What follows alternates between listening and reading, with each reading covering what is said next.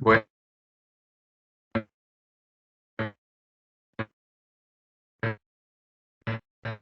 tardes y tengan un sábado todo. Las palabras de Pablo, vamos a hacer un análisis del significado de este título, Juntos en la Cruz. Como veremos en nuestro estudio, el título de nuestra lección no tiene relación con las palabras de Pablo sobre el verdadero evangelio, que es la verdad echada por tierra por nombre del pecado, la verdad que el pueblo adventista debía buscar y encontrar para poder recibir la misma bendición que estaban recibiendo los miembros de la iglesia primitiva, para que los lugares desolados fueran reedificados y los vencedores del pueblo adventista ya no estuvieran en el antitipo del atrio del templo, sino entraran en el que es el templo de Dios en el nuevo pacto y fueran hechos columnas en el templo de Dios. Porque la profecía se cumplió. Y lo que decía Daniel 8, del 10 al 11, se cumplió hace mucho tiempo, a fin del siglo XIII. Aún se engrandeció contra el príncipe de los ejércitos, y por él fue quitado el continuo, la obra de Cristo. Y el lugar santuario fue echado por tierra. Y eso ocurrió al fin de los 1260 años de persecución de la iglesia cristiana. Y a causa de la prevaricación le fue entregado el ejército junto con el continuo, y echó por tierra la verdad, y se perdió el conocimiento de la verdad, e hizo cuanto quiso y prosperó. Y esto dio lugar a la misión del pueblo adventista. ¿Por qué? Porque la profecía anunciaba que lo que había sido echado por tierra sería reedificado al final de las 2300 tardes y mañanas que terminaron en 1844. Daniel 8:14, él dijo hasta 2300 tardes y mañanas. Luego, el santuario, que había sido echado por tierra, será, nuestra Biblia dice, purificado. Pero la palabra significa especialmente puesto en pie, hecho derecho o reedificado, porque lo que fue tirado por tierra, como pasó en el tipo, cuando Nabucodonosor echó por tierra el lugar santuario de Dios y la ciudad de Jerusalén, sería reedificado. Y como Dios le mostró la línea de Juárez, eso es lo que debía suceder.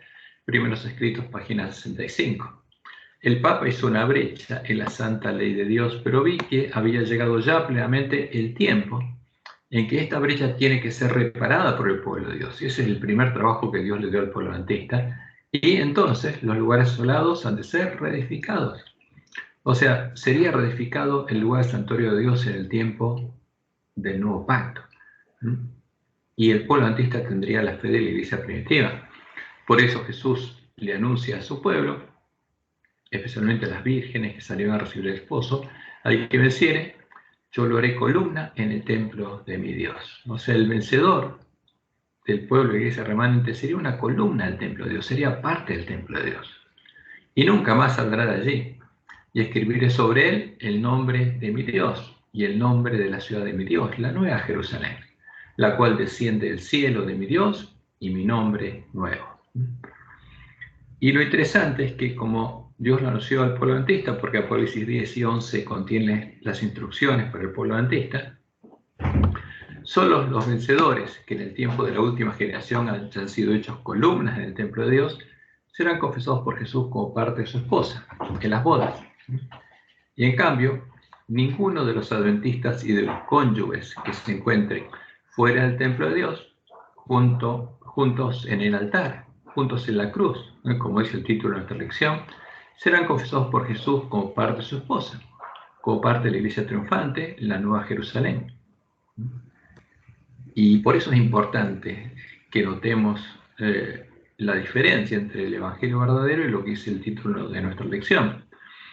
Apocalipsis 11, 1 y 2. Entonces me fue dada una caña semejante a una vara de medir, y se me dijo, levántate y mide o juzga. Este es el juicio investigador. ¿Qué se mide? El templo de Dios, o sea, la casa de Dios, y el altar. ¿Y dónde está el altar? En el atrio del templo, y a los que adoran en él, a los que adoran dentro del templo. Pero el patio que está fuera del templo, o sea, el atrio, déjalo aparte y no lo midas, porque ha sido entregado a los gentiles, a los paganos, y ellos hollarán la ciudad santa 42 meses. O sea, ¿quiénes estarían en el atrio? Los paganos. ¿Y qué estarían haciendo? Adorando a sus dioses. Hay un micrófono abierto, por favor, si lo pueden cerrar. Y por eso Jesús dice, el que venciere será vestido de vestiduras blancas. O sea, y en este tiempo, los adventistas que hayan sido hechos columnas del templo de Dios, y no borraré su nombre del libro de la vida, y confesaré su nombre delante de mi Padre y delante de sus ángeles. Ahora, ¿qué va a pasar con los otros adventistas, los que estén afuera en el atrio? No van a ser juzgados, no van a ser parte del templo de Dios, no van a ser vencedores. Por eso es importante tenerlo en cuenta. Y es por esa causa que el título de nuestra lección está relacionado con el falso evangelio que estarían predicando los gentiles, que se habrían apoderado del atrio del templo y habrían hollado a la ciudad santa, a la verdadera iglesia de Cristo por 1260 años, hasta lograr, al final del siglo XIII, echar por tierra el lugar santuario de Dios y la verdad, asesinando a todo el remanente del pueblo que conocía a su Dios y no adoraba a la abominación desoladora, al Dios que estarían adorando. Y estando en el atrio, fuera del templo de Dios, dándole la espalda al templo de Jehová, y frente al altar del sacrificio, cuyo antitipo es la cruz, estarían adorando a sus dioses bajo la tradición cristiana de Babilonia. Y junto a ellos estaría el ángel de la Odisea, que al poner cruces en sus templos, un símbolo pagano de los dioses de la Gran Babilonia, como lo hace Roma, está indicando que él y sus templos también están en el atrio y que está adorando a los mismos dioses. Entonces, por eso es importante entender la doctrina del santuario, porque ahí está reflejado el camino que tenemos que recorrer. Entonces, ¿cuál es el templo de Dios en el nuevo pacto? El antitipo del tabernáculo, que tenía un lugar santo y un lugar santísimo, pero como anunciaba la profecía, en el templo del nuevo pacto ya no habría separación entre lugar santo y lugar santísimo. Y afuera del tabernáculo, del templo, de la casa de Dios, está el atrio. Y ahí estarían los gentiles. Y en el altar, fíjense lo que adora Roma. Roma adora la abominación desoladora, a Baal, al dios Sol, con una cruz en el medio, que es un símbolo de los dioses paganos, de los dioses hijos. Y esa imagen que Satanás le mostró a Constantino es la que adora Roma. Y en las iglesias católicas hay altares, y tienen una imagen con un cuerpo muerto colgado. Y según Roma, cada vez que hacen una misa, sacrifican de nuevo ¿a quién? A Jesús.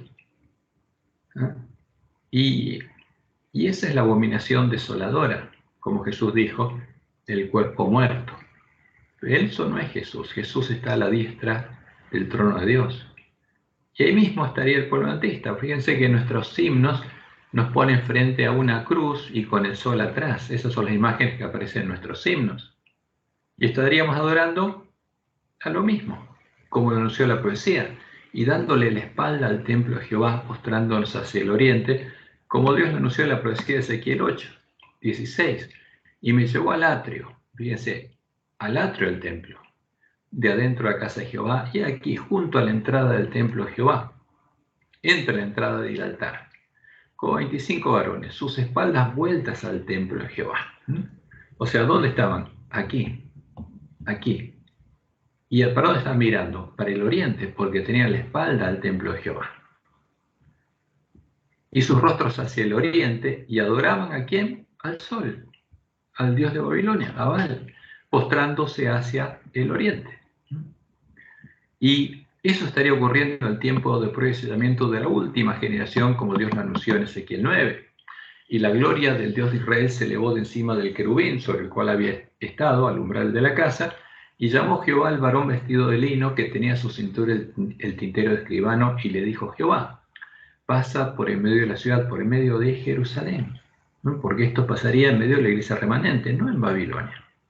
Por supuesto, Babilonia, todos los gentiles adoran lo mismo, pero el pueblo, el ángel de la Odisea, estaría en esta condición.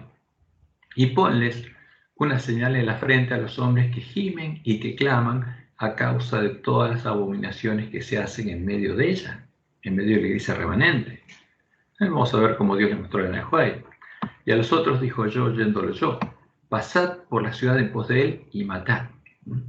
Ahora, ¿cómo un hombre pasa de muerte a vida? Como dice Juan, cuando nace de Dios y Dios derrama su amor en sus corazones. pasa de muerte a vida, de estar muerto en pecados a tener vida. Ahora, pero ¿cuándo muere definitivamente? Cuando en vez de recibir el verdadero Espíritu Santo, la promesa recibe al falso y se hace habitación de demonios.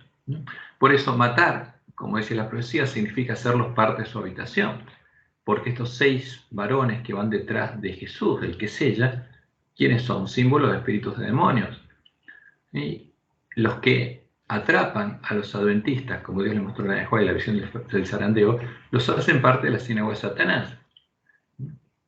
¿Y a quienes atrapan? A los que oyen y rechazan el mensaje directo que Jesús le envía al ángel de la Odisea, que es el mensaje de Elías. ¿Y qué le dijo Jehová a estos varones? No perdone vuestro ojo, o sea, tienen libertad de matar, o sea, de hacerlos parte de la habitación de ellos. Ni tengáis misericordia, matad a viejos, jóvenes y vírgenes, niños y mujeres, hasta que no quede ninguno. Pero a todo aquel sobre el cual hubiere señal, no os acercaréis, no se pueden acercar a los hijos de Dios, a los que son hechos parte del templo de Dios, porque ahí está morando Dios. Y comenzaréis por mi santuario. Comenzaron pues desde los varones ancianos que estaban delante del templo. ¿Y qué estaban haciendo? Adorando al sol.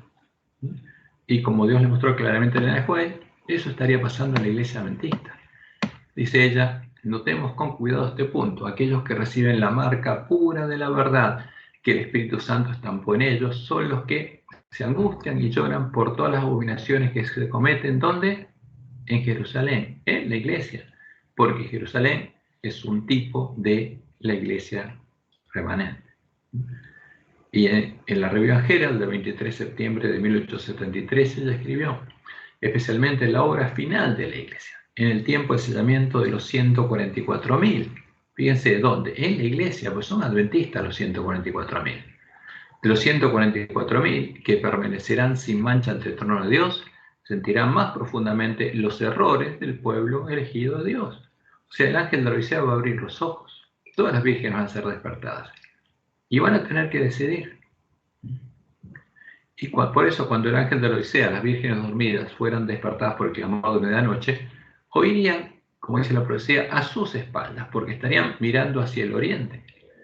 Pero oirían a sus espaldas, desde el templo de Jehová, las palabras que les dirían que la puerta estrecha, la puerta del templo de Jehová y el camino angosto que lleva la vida, que está dentro del templo de Jehová, están a sus espaldas. Alguien les diría. ¿Por qué? Porque hay un camino que se abrió. Entonces, cuando Dios ofreció a su Cordero en el antitipo del altar, y Jesús murió cargando nuestros pecados y nos redimió justamente de la esclavitud del pecado, en el reino del pecado y la muerte, se abrió un camino. Y ese camino comienza ahí en el altar. ¿Por qué? Porque los esclavos del pecado, cuando comprenden que fuimos redimidos, saben que pueden seguir ese camino. Y esa profecía fue cumplida, y cuando esa profecía se cumplió, todo el resto de los elementos del santuario fueron transformados en ¿qué? Dejaron de ser simbólicos y se transformaron en reales. La realidad tomó el lugar de lo simbólico. El altar es donde murió Jesús. El Cordero fue Jesús y se abrió el camino. Y la fuente está disponible, donde nosotros podemos lavarnos y vestirnos con vestiduras blancas para poder entrar por la puerta abierta a la casa de Jehová, ser hechos parte del templo de Dios, recibir al Espíritu Santo de la promesa. Y la lámpara es un símbolo del Espíritu de Dios. Entonces, en el templo del Nuevo Pacto, donde está la lámpara, están los hijos de Dios, porque el Espíritu de Dios está en los hijos de Dios. Y la lámpara es un símbolo del templo de Dios y de los hijos de Dios y del Espíritu de Dios, porque todos están juntos. Y el altar del incienso es el lugar donde suben las oraciones de los santos, porque ahí se arrodillan los santos. Y el que intercede, agregando incienso a sus oraciones, es Jesús. Y el destino final del camino angosto es la mesa de los panes de proposición de Dios, porque Dios nos propone transformarnos en panes sin levadura, ungidos con aceite, como Jesús. Y los vencedores son puestos en esa mesa. Y los 144.000 van a ser las primicias que la última generación van a ser parte de la Nueva Jerusalén. que van a ser puestos en la mesa de los panes, la proposición de Dios. Y el trono de Dios, en el templo del nuevo pacto, está ¿dónde? Como dijo Jesús, en el interior del que cree y nace de él. Como dice en Juan 7, 37 al 39, el que cree en mí, de su interior correrán ríos de agua de vida, y el río de agua de vida sale del templo, del trono de Dios y del Cordero. Por eso, no hay separación del lugar santo y del lugar santísimo, porque el trono de Dios va a estar en las piedras vivas, su nuevo templo. Y ahí está el trono de la gracia. Ahí está el lugar donde se llevó a cabo el continuo, el consejo de paz.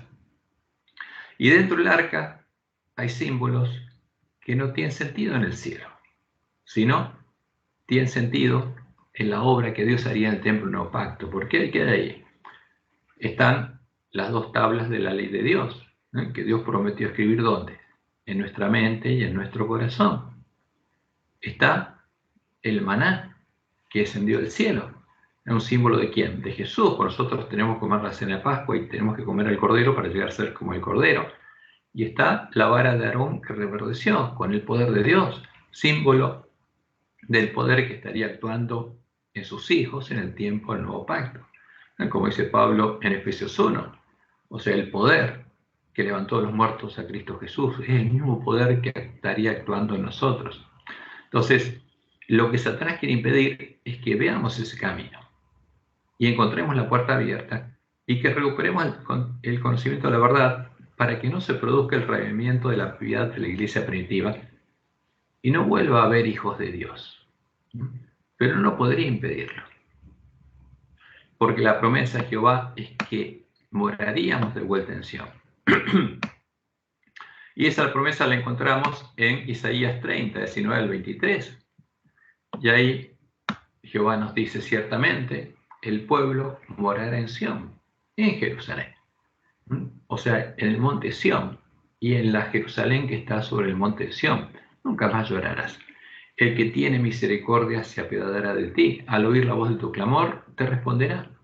Bien que os dará el Señor pan de congoja y agua de angustia. Con todo, tus maestros nunca más te serán quitados, sino que tus ojos verán a tus maestros. ¿A quiénes? A los que te muestren cuál es el camino. A los siervos fieles que te den el alimento a tiempo. Entonces, tus oídos oirán a tus espaldas, porque estaríamos mirando hacia el oriente. Palabra que diga, este es el camino, andad por él. Este es el verdadero camino, esta es la puerta, este es el camino. Y no echéis la mano derecha ni tampoco torzáis la mano izquierda. Entonces, ¿qué estaríamos haciendo? Adorando a otros dioses. Y Dios nos dice, profanarás la cubierta de tus esculturas de plata y la vestidura de tus imágenes fundidas de oro. Les apartarás como trapo asqueroso, sal fuera, les dirás. Y dejaríamos de adorarlas. Y las dejaríamos atrás a nuestras espaldas. Entonces dará el Señor lluvia a tu sementera cuando siembres la tierra. Entonces, cuando se volviera a sembrar la verdadera semilla del reino, Dios daría la lluvia temprana. Y volverían a ser hijos de Dios. Entonces, las vírgenes sensatas, después de haber iluminado el camino hacia Dios, como Dios le mostró a Juan en su primera visión, arreglarían sus lámparas y dejando atrás a sus espaldas el altar, la cruz y las abominaciones de las que estarían adorando, serían lavadas en la fuente del templo y vestidas de las vestiduras blancas que habrían comprado del santo, del verdadero Jesús, entrarían por la puerta estrecha del templo de Jehová. Solo entonces empezarían a recorrer el camino angosto que estaba recorriendo la iglesia primitiva hasta llegar a la ciudad de Dios y entrar con el esposo a las bodas, como Dios nos mostró en Joel. Y esta promesa no debemos olvidarla porque se va a cumplir. Y nosotros tenemos que pedirle a Dios que se cumpla en nosotros y con nosotros. ¿Y qué vio ella? Ella vio como Dios le mostró qué cosa, el camino que el pueblo adventista ha de recorrer en viaje a la santa ciudad. Alcé los ojos y vi un sendero recto y angosto, trazado muy por encima del mundo. El pueblo adventista andaba por ese sendero en dirección a la ciudad, que se veía en su último extremo. Ahora, ¿este sendero está en el atrio? No. Es el reino de Dios. Está muy por encima del mundo. Como Jehová dijo, como son más altos los cielos que la tierra, así son mis caminos que vuestros caminos. y el pueblo adventista va a recorrer este camino angosto en dirección a la ciudad que se veía en su último extremo. En el comienzo del sendero, detrás de los que ya andaban, había una brillante luz que, según me dijo un ángel, era el clamor de medianoche. Esta luz brillaba a todo lo largo del sendero y alumbraba los pies de los caminantes para que no tropezaran. Y al llegar al final del camino, entrarían con el esposo a las bodas y serían puestas como panes y levadura y parte de la Nueva Jerusalén en la mesa de los panes de la proposición de Dios. Por eso, cada uno de nosotros debe decidir a dónde desea estar cuando finalice el tiempo de prueba y sellamiento de la última generación de las vírgenes adventistas y se cierra la puerta. ¿Dónde queremos estar? ¿En el atrio? ¿Fuera del templo de Jehová? ¿Frente a la cruz, como muestra la imagen de nuestra elección? ¿Adorando al sol junto a los gentiles? ¿Sin tener vestiduras blancas ni oro refinado en fuego? ¿Seguir en la condición del ángel de la Odisea? ¿O ser parte del templo de Dios y de la ciudad de Dios, la Nueva Jerusalén, la esposa del Cordero? El pueblo conoce a su Dios y tener oro refinado en fuego, el amor de Dios, ¿no?, en nuestros corazones. Tener el nombre de Dios y el Cordero escrito en la frente, como dice Apocalipsis 14:1. Después miré, y aquí el Cordero estaba en pie sobre el monte de Sión y con él 144.000, los sellados del pueblo adventista, que tenían el nombre de él y el de su padre escrito en la frente. Y esta es la palabra profética más segura. ¿Y dónde iba a pasar esto? Como Jesús dijo, esto pasaría con las vírgenes. Mateo 25, 1 al 13. Entonces el reino de los cielos será semejante a ¿qué? A las 10 vírgenes que tomando sus lámparas salieron a recibir el esposo. ¿Cuándo? En 1844. ¿Y qué va a pasar? Vino el esposo. Y las que estaban preparadas, y preparadas implica que recorrieron el camino angosto y llegaron a la ciudad de Dios, entraron con él a las bodas y se cerró la puerta. Y se va a cerrar. Después vinieron también las otras vírgenes diciendo, Señor, Señor, ábrenos. Mas él respondiendo dijo, de cierto os digo que no os conozco. ¿Por qué? Porque ellas no lo conocen. Siguieron estando en el atrio, adorando a aquel Jesús, al que es la puerta ancha y el camino espacioso que lleva a la perdición. Por eso Jesús nos dice, velad pues, porque no sabéis el día ni la hora en que el Hijo del Hombre ha de venir. ¿Y qué tenemos que hacer? Estar preparados. Ahora, por eso, lo importante es que entendamos de qué hablaba Pablo. Y el título de nuestra lección tendría que haber sido Cónyuges unidos por el amor de Dios, porque eso es lo que unía a los hermanos de la iglesia primitiva.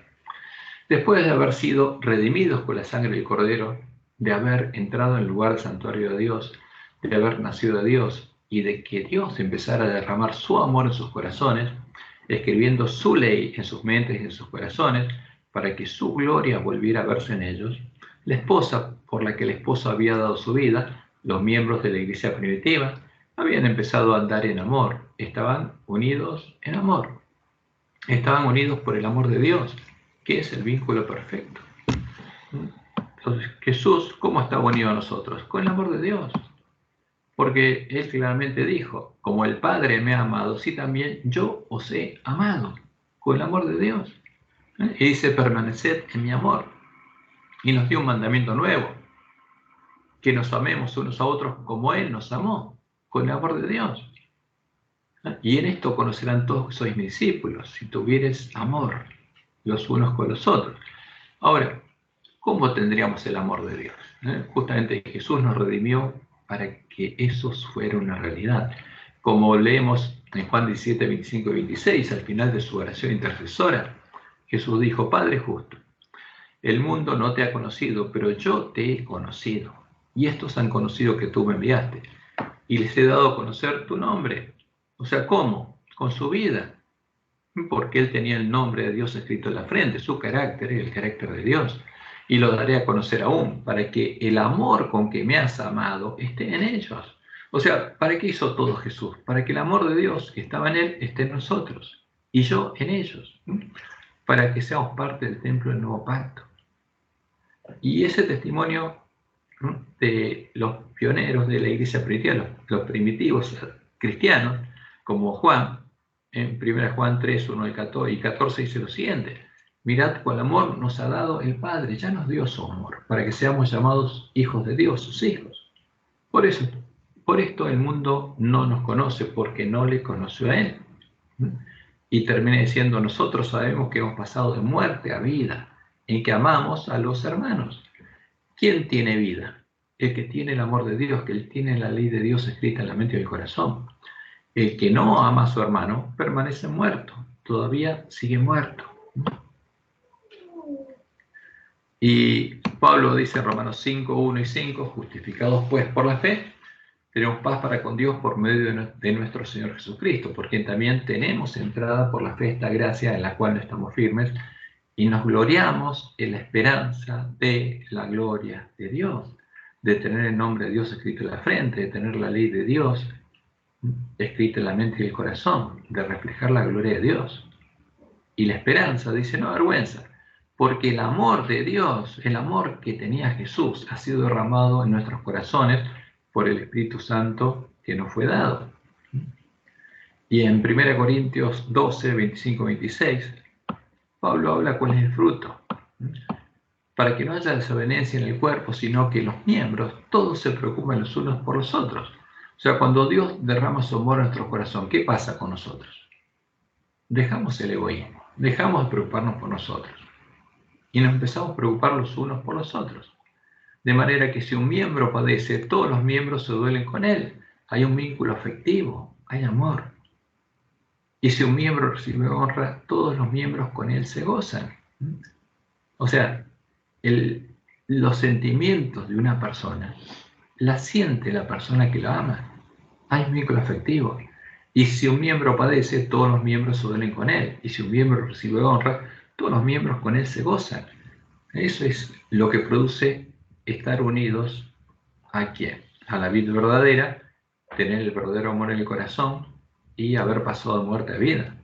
El amor de Dios, como dice Pablo, es el vínculo perfecto que une a Dios con nosotros, el que unió a Jesucristo, hombre, con nosotros y unía a sus hermanos, a los miembros de la iglesia primitiva.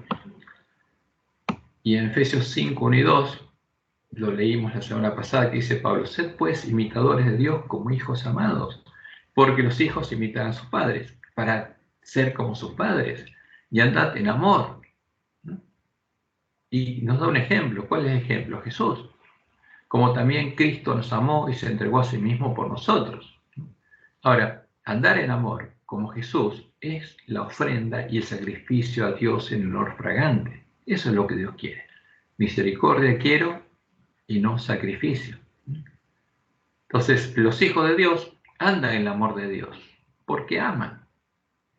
Y en Colosenses 3, del 9 al 14, Pablo dice, no mintáis los unos a los otros, habiéndoos despojados del viejo hombre con sus hechos, y revestido de nuevo, el cual conforme a la imagen del que lo creó. ¿Por qué? Porque los hijos son transformados a la imagen de su Padre, como Jesús, y a la imagen de Jesús, el primogénito entre muchos hermanos, el cual, conforme a la imagen del que lo creó, se va renovando hasta el conocimiento pleno, donde no hay griego ni judío, circuncisión ni circuncisión, bárbaro ni cita, siervo ni libre, sino que Cristo es el todo y en todos. O sea, todos somos transformados a imagen de Jesús. Vestidos, pues, como escogidos de Dios, santos y amados, de entrañable misericordia. O sea, dice, ¿vestidos de qué? De misericordia. El fruto del Espíritu, de benignidad, de humildad, de mansedumbre, de paciencia, soportándoos unos a otros y perdonándoos unos a otros, si alguno tuviere queja contra otro. De la manera que Cristo os perdonó, así también hacerlo vosotros, y sobre todas estas cosas, vestidos de amor. ¿Qué es el amor? El vínculo perfecto, el vínculo que una persona con otra. Entonces el que ama a Dios tiene un vínculo perfecto con Dios, y el que ama a sus hermanos tiene un vínculo perfecto con sus hermanos. Pero ese amor tiene que ser el verdadero, el amor de Dios. ¿Y cómo es el verdadero amor? El amor es, como dice Pablo en 1 Corintios 13, el amor es sufrido. O sea, es benigno, porque siempre hace el bien. El amor no tiene envidia.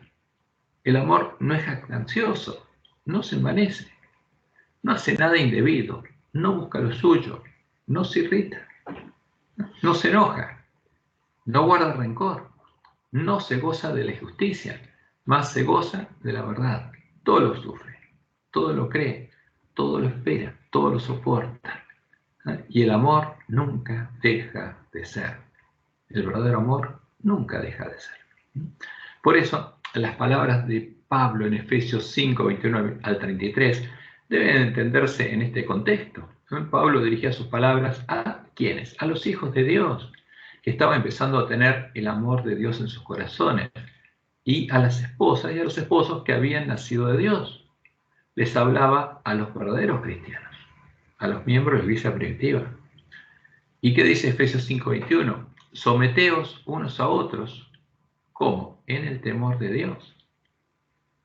Y someteos y someter es una palabra fea, pero el contexto lo dice Pablo, no. Someter a una persona es meterla debajo de uno. So es abajo, meter abajo. Someter a una persona es meterla debajo de uno, es quitarle la libertad y sujetarla a nuestra voluntad. Y no es una conducta sana. Es lo que hacen el príncipe de este mundo y sus hijos, los hombres que buscan enseñorearse de sus hermanos, como buscaban hacerlo los discípulos antes de nacer de Dios, buscando ser el mayor. Y es lo que sucedería entre marido y mujer como consecuencia del pecado, como consecuencia de que la maldad hubiera ocupado el lugar del amor de Dios en la mente y el corazón de los hombres, de marido y mujer.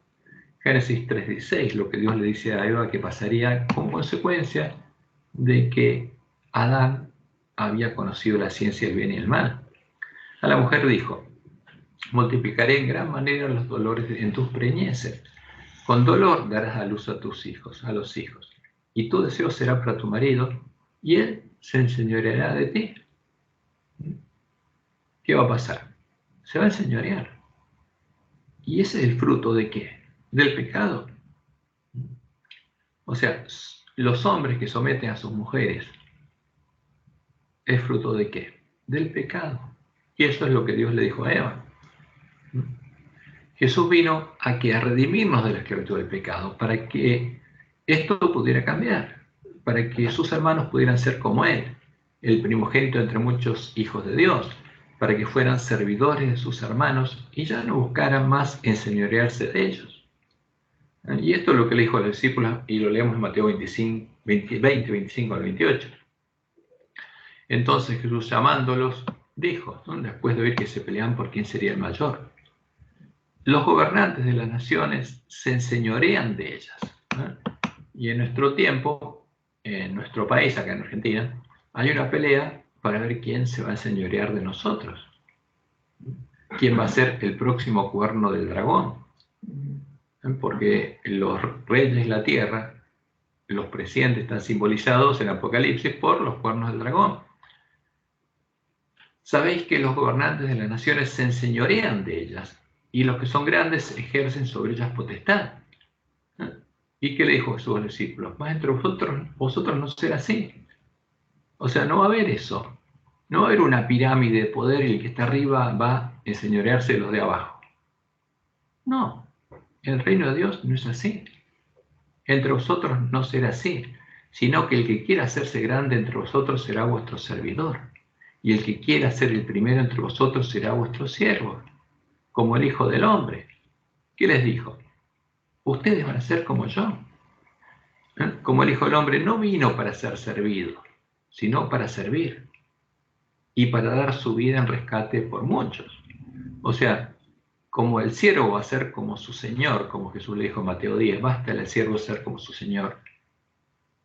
Y si son como Jesús, no van a buscar enseñorearse. Al contrario, van a buscar servir a sus hermanos. Ellos serían como su maestro. Ese es lo hermoso del Evangelio. El ejemplo más claro de un hombre que quiso hacerse grande en medio de la iglesia cristiana y enseñorearse de sus hermanos, ocupando el lugar de Dios, es el del hombre de pecado, el hijo de perdición, el hijo de Satanás. Porque es todo lo contrario a lo que pasó con los discípulos. Y es todo lo contrario al carácter de Jesús. como Pablo lo anunció en 2 Tesalonicenses 2, 1 y 4, ¿no? Después de entender y explicar Daniel 8. Pero con respecto a la venida de nuestro Señor Jesucristo y nuestra reunión con Él, dice él, nadie se engaña de ninguna manera, porque no vendrá. Jesús no iba a venir sin que antes venga la apostasía a la iglesia cristiana. Y la apostasía es abandonar a Dios sus padres y empezar a adorar a otro Dios. Como decía la profecía, al Dios de las fortalezas, al Dios de la bestia romana, al dragón. Y se manifieste el hombre de pecado, el hijo de perdición, el cual se opone y se levanta contra todo lo que se llama Dios o su objeto de culto, tanto que se sienta en el templo de Dios como Dios, haciéndose pasar por Dios, y busca enseñorearse de sus hermanos como Satanás buscó hacerlo en el cielo. Por eso se lo llama el hijo de Satanás, el hijo de perdición.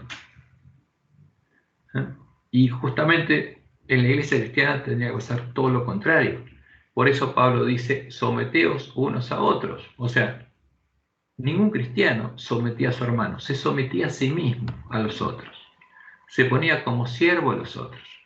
Y no buscaba, ¿no?, someter a sus hermanos, ser señor de sus hermanos, sino como Jesús, dice Pablo, someteos unos a otros como lo hizo Jesús, en el temor de Dios, andando en amor, amando a nuestros hermanos. Y extiende esto al matrimonio cristiano, en el que el marido y la mujer deben someterse unos a otros en el temor de Dios, porque dice someteos unos a otros. ¿Y eso aplica a marido y mujer? Claro que sí. No buscando ser el mayor o dominar al cónyuge, aunque haya un orden organizativo que Dios estableció. Entonces, en Efesios 5:22, después de decir, ¿qué cosa? Someteos unos a otros, ¿no? Y eso implica al marido y a la esposa, en amor. Dice, las casadas estén sujetas a sus propios maridos como al Señor, porque todo cristiano está unido a la vida verdadera. Y dice, del mismo modo, ¿no?, que estamos unidos en amor a Dios, las casadas estén sujetas a sus propios maridos. Porque el marido, dice, es cabeza de la mujer, así como Cristo es cabeza de la iglesia, la cual es su cuerpo y Él es su Salvador. Ahora, ¿qué significa que el marido sea cabeza de la mujer? Cuando uno está unido a Cristo, no pierde su individualidad y no deja de ser libre, porque es voluntaria la unidad con Cristo. Y lo mismo pasa en el matrimonio. Así como la iglesia está sujeta a Cristo, ¿cómo? Por amor y voluntariamente. Así también las casadas lo estén a sus maridos, dice, en todo. Y acá hay que tener bien claro qué significa. Las verdaderas cristianas, las mujeres que están unidas a la vida verdadera, las que tienen el amor de Dios en sus corazones y están unidas y sujetas al Señor en amor, como dice Pablo, tienen que estar unidas y sujetas en amor a sus maridos cristianos, que también están unidos y sujetos en amor a la vida verdadera. Eso es lo que pasaba. Cristo es cabeza de la iglesia y sus miembros están sujetos a él voluntariamente. De mismo modo, el marido debe ser cabeza en amor, y esa sujeción nunca deja de ser voluntaria. Como indica la de White, ninguno de los dos debe ejercer ni buscar ejercer dominio sobre el otro. ¿Por qué? Como dice Pablo, se someten uno al otro, aunque haya una organización, no hay dominio. Fíjense lo que dice la de White, el Hogar Cristiano, página 97. Ni el marido ni la mujer deben pensar en ejercer gobierno arbitrario uno sobre el otro. Porque si alguien busca eso, sea el marido o la mujer, ¿es porque no nació de Dios, no tiene verdadero amor. No intenten imponer sus deseos uno a otro. No pueden hacer esto y conservar el amor mutuo. O sea, porque el que trata de imponerle a otro algo, no lo ama. Sean bondadosos, pacientes, indulgentes, considerados y corteses. En cambio, si el marido no es cristiano, sino está unido a la vida verdadera y anda en malos caminos, una esposa cristiana va a amarlo, va a estar unida a él en amor, y ese amor no deja de ser, ¿no? Va a estar unida en el verdadero amor, pero no puede estar sujeta a él en todo, no puede seguirlo en sus malos caminos. Siempre debe elegir seguir en primer lugar a su Redentor y Maestro. como dice Elena de White. Fíjense, esta cita es muy importante. El Hogar Cristiano, páginas 95 y 96. A menudo se pregunta, ¿debe una esposa no tener voluntad propia? La Biblia dice claramente que el esposo es el jefe de la familia. Casados, estad sujetas a vuestros maridos. Si la orden terminase así, podríamos decir que nada de envidiable tiene la posición de la esposa, ¿no? Tendrían razón ¿quiénes? Las feministas.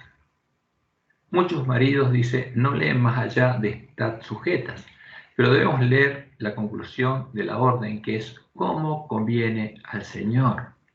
Ahora, ¿están sujetas a quiénes? A los maridos que están sujetos al Señor.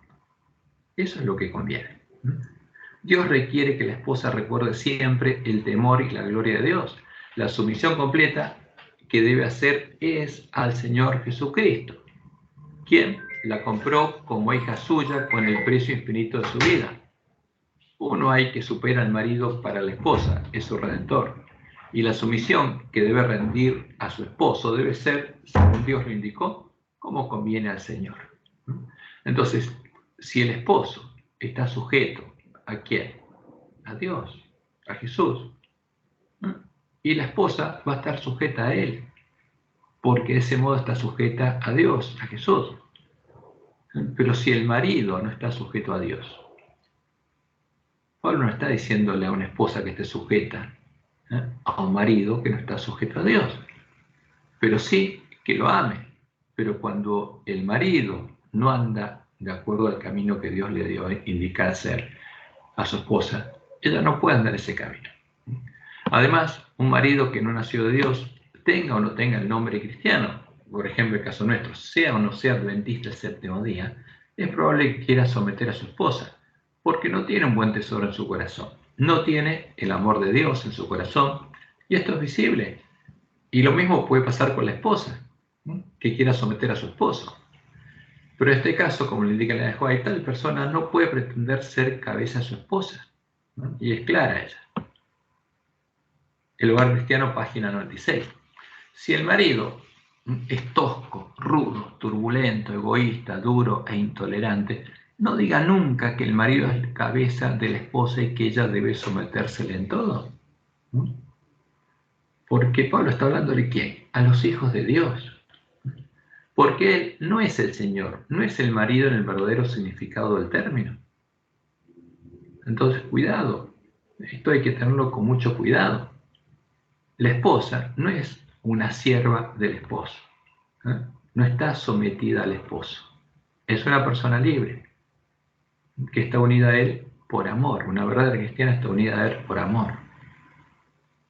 Y si él está unido a Cristo, ella va a estar sujeta a él, porque él está sujeto a Dios, a Cristo.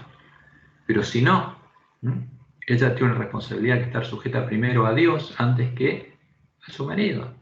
Pero nunca va a dejar de amarlo, nunca va a dejar de estar con él, nunca va a dejar de buscar el bien de su marido.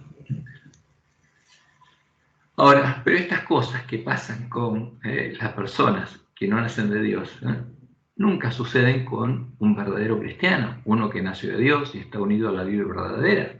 Como él está sujeto a Dios en todo, su esposa puede estar sujeta a él en todo, porque él está sujeto a Dios en todo. El verdadero cristiano ama a su esposa como Cristo amó a su iglesia, con el amor de Dios. Por eso, Pablo sigue diciendo, maridos, amad a vuestras mujeres, así como Cristo amó a la iglesia. O sea, el mismo amor tiene que tener por sus mujeres que el que Cristo tuvo por la iglesia. Y eso solo es posible si Dios derrama su amor en nuestros corazones. Y se entregó a sí mismo por ella. ¿Para qué? Para santificarla. ¿Por qué? Porque su esposa no era pura, pero él buscaba santificarla, habiéndola purificado en el lavamiento del agua por la palabra, a fin de presentársela a sí mismo. ¿Cómo? Una iglesia gloriosa, que no tuviese mancha, ni arruga, ni cosa semejante, sino que fuese santa y sin mancha.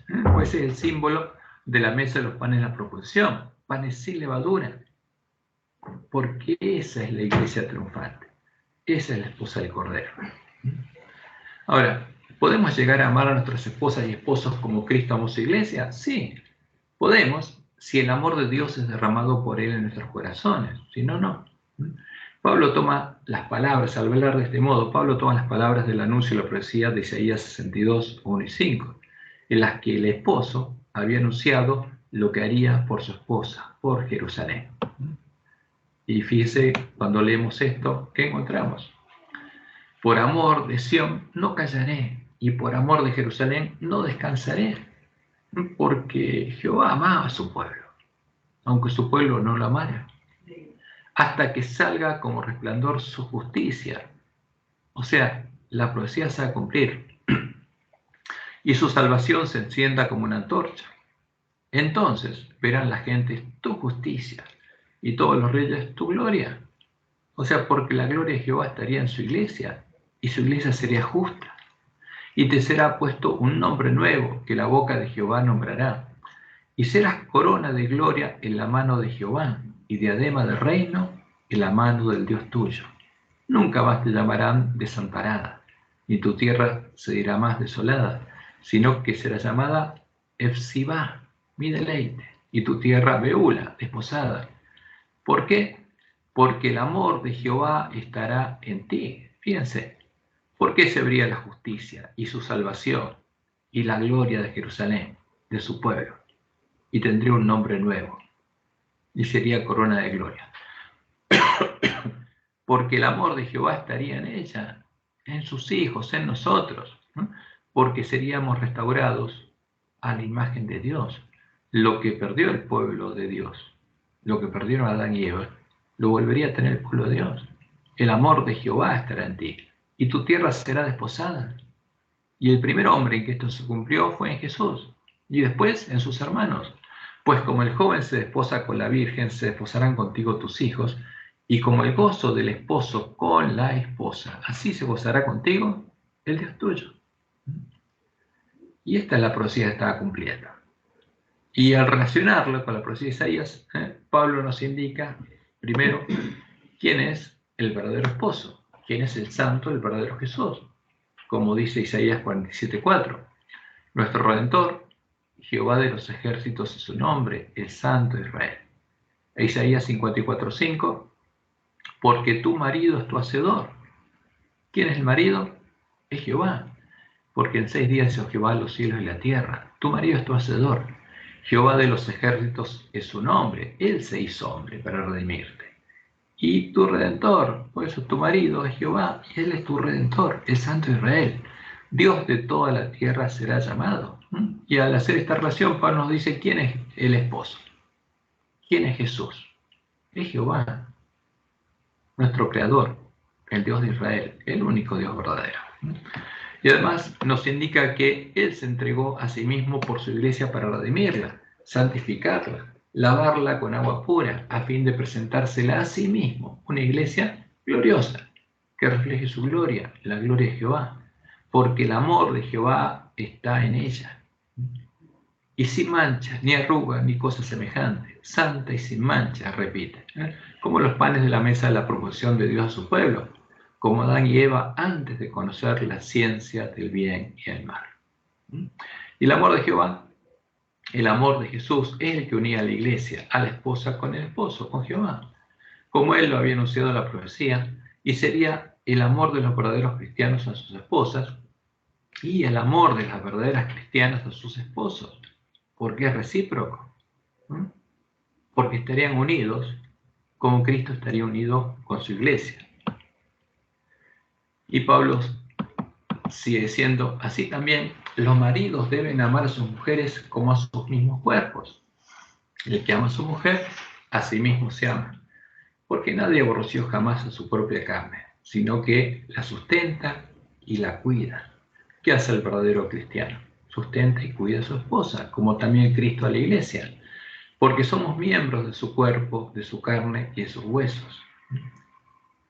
Por esto dejará el hombre a su padre, a su madre y se unirá a su mujer, y los dos serán una sola carne. Y Pablo dice que lo mismo pasa con la iglesia, fíjense, grande es este misterio. Mas yo os digo esto con respecto de Cristo y de la iglesia, que es uno, porque al estar unidos a la vida verdadera y Jesús estar morando en nosotros, ¿no? Sus hijos, o sea, la esposa y el esposo llegan a ser uno. Por lo demás, cada uno de vosotros ame también a su mujer como a sí mismo, y la mujer respete a su marido. Ahora, los consejos son para los verdaderos cristianos y no deben sacarse de contexto, ¿no? Porque si los sacamos de contexto, se distorsionan las palabras de Pablo, porque esto solo puede ser entendido cuando hay amor. Si no, hay sometimiento y no hay amor. Y por supuesto, esto todavía no ocurre con el ángel de la Odisea, y solo volvería a ocurrir cuando los lugares asolados fueran reedificados y la gloria de Jehová volviera a verse sobre su pueblo, como lo anuncia las palabras de profecía. Porque Isaías 59, Dios nos muestra cómo estaría su pueblo. Porque en varias partes, no solamente en Ezequiel nos muestra cómo estaría nuestro pueblo, no solamente en Joel 1, en varios lugares, y en Isaías 59 muestra cómo estaríamos. Y en Isaías 60 viene el llamado a Dios: levántate, resplandece, porque ha venido tu luz y la gloria de Jehová nació sobre ti. Ahora, ¿qué significa que la gloria de Jehová nació sobre ti? Que ese pueblo tiene el amor de Dios en el corazón. Porque aquí que tinieblas cubrirán la tierra y oscuridad las naciones, mas sobre ti amanecerá Jehová y sobre ti será vista su gloria, lo que se vio en Jesús. Entonces, los que se acordaran de Jehová empezarían a hacer la obra de Elías, y el pueblo adventista podría empezar a dejar atrás el atrio y sus abominaciones a sus espaldas, y entrar al templo de Jehová y prepararle el camino a Jehová, porque esa es la misión del pueblo adventista. Y como dice Isaías 62, del 6 al 12, sobre tus muros, oh Jerusalén, he puesto guardas. Todo el día y toda la noche no callarán jamás. Los que os acordáis de Jehová, no reposéis, ni le deis tregua. ¿A quién? A Jehová.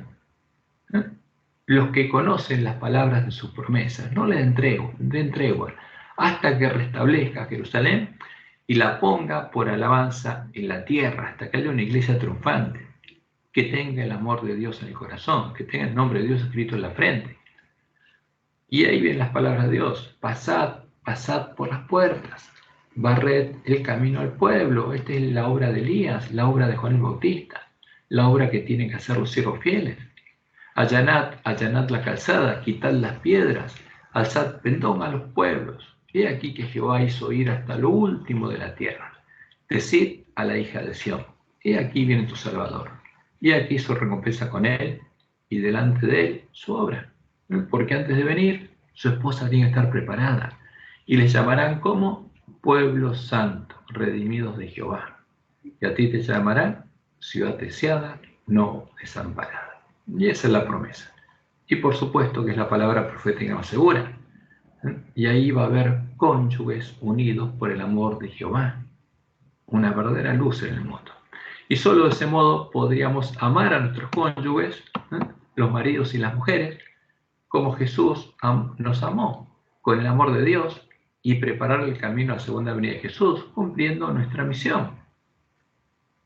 Y eso se tiene que ver y se volverá a ver. Y cuando Jesús venga a las nubes de los cielos, ¿qué va a decir su pueblo? El pueblo conoce a su Dios. Y se dirá en aquel día: he aquí, este es nuestro Dios. Le hemos esperado y nos salvará. Este es Jehová a quien hemos esperado. Nos gozaremos y nos alegraremos en su salvación. ¿Y quién va a decir eso? La esposa del Cordero, la iglesia triunfante, la nueva Jerusalén. Estas son las palabras profecías. Y ahí va a haber maridos y mujeres realmente unidos por el amor de Dios. Que Jehová los bendiga y los guarde y los guíe a toda verdad, y que tengan un hermoso y bendecido sábado.